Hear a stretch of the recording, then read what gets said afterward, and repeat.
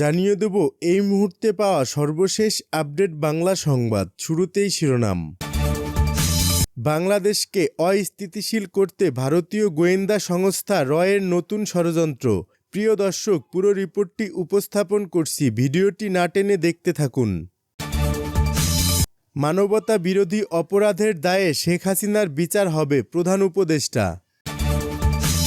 মানুষকে প্রতিষ্ঠিত করার উদ্দেশ্যে জাকাত দিতে হবে, জামায়াত আমির। এবং শেখ হাসিনার ফাঁসির আগে ভোটের কথা নয়, সার্জিস।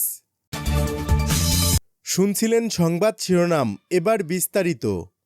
বাংলাদেশকে অস্থিতিশীল করতে ভারতীয় গোয়েন্দা সংস্থা রয়ের নতুন ষড়যন্ত্র। ভারতীয় গোয়েন্দা সংস্থা বাংলাদেশে নতুন ষড়যন্ত্রে লিপ্ত হয়েছে বলে দাবি করেছেন অনুসন্ধানী সাংবাদিক জুলকারনাইন শাহ। ২৭ ফেব্রুয়ারি তার নিজস্ব ভেরিফাইড ফেসবুক প্রোফাইলে একটি পোস্টের মাধ্যমে তিনি এ তথ্য প্রকাশ করেন। এতে তিনি জানান, সম্প্রতি বাংলাদেশে নতুন নামে এবং নতুন পরিচয়ে প্রবেশ করা কয়েকজন ভারতীয় গোয়েন্দা কর্মকর্তার বিষয়ে কিছু গুরুত্বপূর্ণ তথ্য উঠে এসেছে।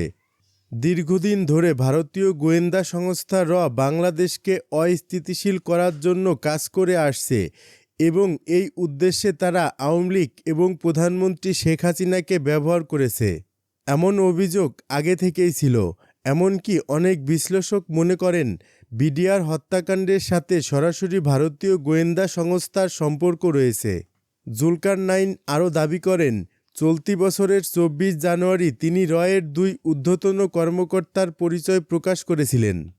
তিনি জানান, ভারতীয় গোয়েন্দা সংস্থা রয়ের ২ ঊর্ধ্বতন কর্মকর্তা অশোক কুমার সিনহা এবং কনজক তাসিক খাপ্পা ৬ নভেম্বর ২০২৪ তারিখে ঢাকায় পৌঁছান।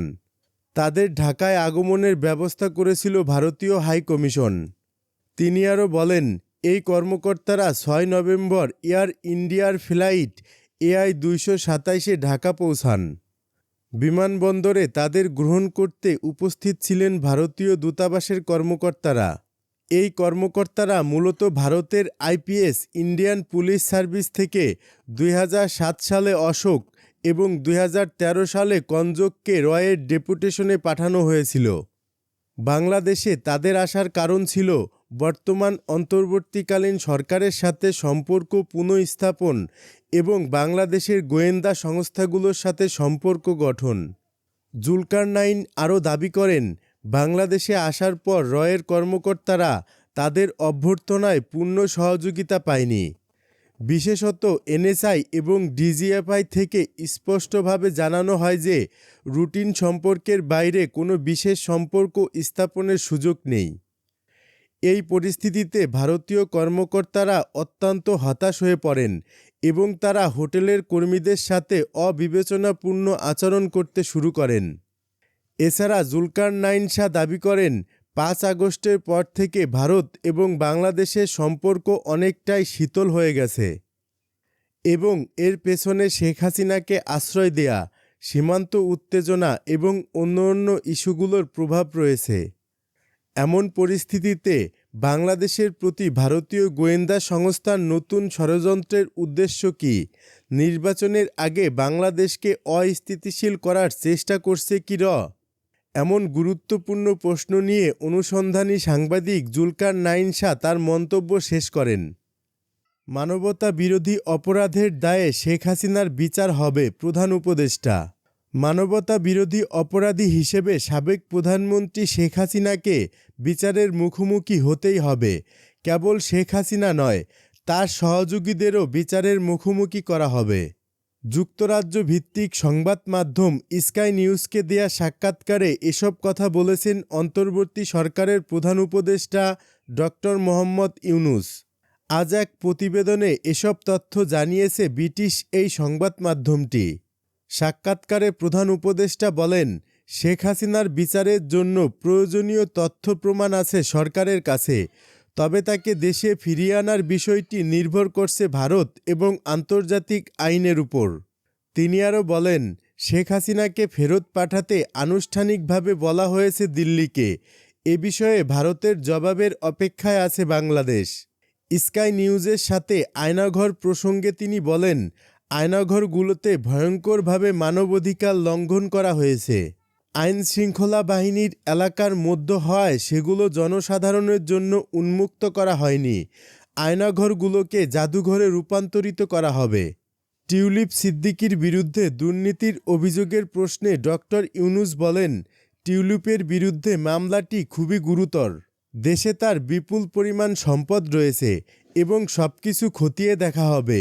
বিষয়টি গুরুত্ব সহকারে নিয়েছে দুর্নীতি দমন কমিশন।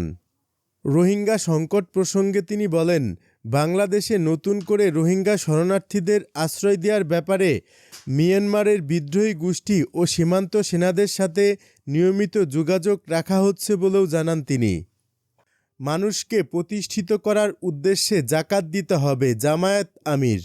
শাড়ি বা লুঙ্গি নয়, মানুষকে প্রতিষ্ঠিত করার উদ্দেশ্য নিয়ে জাকাত দিতে হবে বলে মন্তব্য করেছেন জামায়াত ইসলামীর আমির ডাক্তার শফিকুর রহমান। রাজধানীর শ্যামলীতে চিকিৎসকদের আয়োজিত এক ইফতার মাহফিলে এসব কথা বলেন তিনি। জামায়াত আমির বলেন, জাকাতের সুষ্ঠু বন্টন হলে সমাজে অর্থনৈতিক ভারসাম্য আসবে। যারা মানুষকে প্রতিষ্ঠিত করার উদ্দেশ্যে জাকাত দিতে চায় তাদের সহযোগিতা করবে জামায়াত। তিনি আরও বলেন, নেতাকে ক্ষমতায় নেয়ার জন্য নয়, দেশে আল্লাহর আইন বাস্তবায়নের অপেক্ষায় রয়েছি। মানুষের অধিকার নিশ্চিত করতে দিন কায়েমের বিকল্প নেই বলেও মন্তব্য করেন তিনি। শেখ হাসিনার ফাঁসির আগে ভোটের কথা নয়, বললেন সার্জিস। জুলাইয়ের গণহত্যার ঘটনায় শেখ হাসিনার ফাঁসি না হওয়া পর্যন্ত ভোটের কথা না বলার পরামর্শ দিয়েছেন জাতীয় নাগরিক পার্টির মুখ্য সংগঠক সার্জিস আলম। রাজধানীর রায়ের বাজারে জুলাই গণ অভ্যুত্থানে শহীদদের কবর জিয়ারতের পর একজন শহীদের মায়ের সঙ্গে দেখা করে তিনি এ মন্তব্য করেন। জাতীয় নাগরিক পার্টির মুখ্য সংগঠক হাসনাত আবদুল্লাহ এ সময় উপস্থিত ছিলেন। সার্জিস আলম বলেন, যতদিন না খুনি হাসিনাকে আমরা ফাঁসির মঞ্চে দেখব, ততদিন এই বাংলাদেশে কেউ যেন ভুলক্রমেও নির্বাচনের কথা না বলে। জুলাই আন্দোলনের অন্যতম এই সমন্বয়ক বলেন, আমরা সরকারকে অনেকবার বলেছি, এই সরকারের 2টা বিভাগের কাজ, শুধু কাজের জন্য কাজ না। এটা তাদের রক্তের উপর দাঁড়িয়ে যে দায়বদ্ধতা নিয়েছে, এই দায়বদ্ধতার কাজ।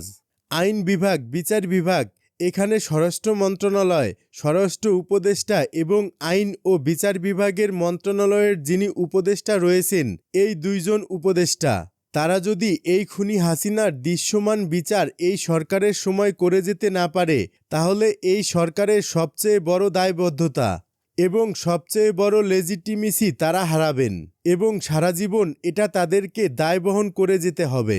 সার্জিস আলম বলেন, এই সরকারের সময় বিচার করতে হবে এবং যে সময়টুকু সরকারের আছে, নির্বাচনের আগে খুনি হাসিনাকে বাংলাদেশে নিয়ে এসে ফাঁসির মঞ্চে নিতে হবে।